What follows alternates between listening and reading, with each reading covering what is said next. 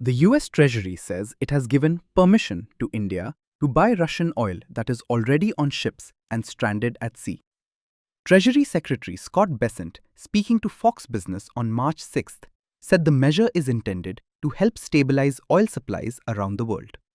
The Indians had been very good actors. We had asked them to stop buying sanctioned Russian oil this fall. They did. They were going to substitute it with U.S. oil, but to ease the temporary gap of oil around the world, we have given them permission to accept the Russian oil. We may unsanction other Russian oil. You know, the other thing Treasury can do here, Larry, is there are hundreds of millions of sanctioned barrels of sanctioned crude on the water, and in essence, by unsanctioning them, Treasury can create supply. And you know, we are looking at that. The comments follow months of pressure from Washington after the Trump administration imposed 25% punitive tariffs on India for continuing to buy oil from Moscow. Energy Secretary Tris Wright also confirmed the shift.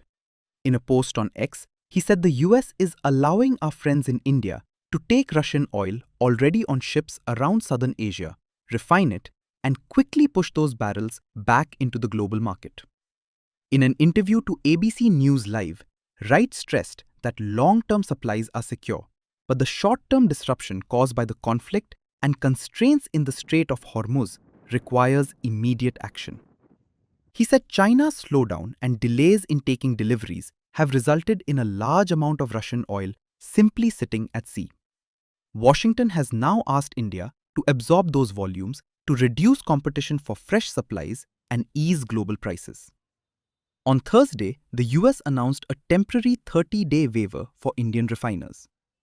The Treasury says this short-term window will not significantly benefit the Russian government financially, as it only covers oil already stranded on tankers. Bessent added that India remains an essential US partner and that Washington fully expects New Delhi to ramp up purchases of American oil once the temporary waiver ends.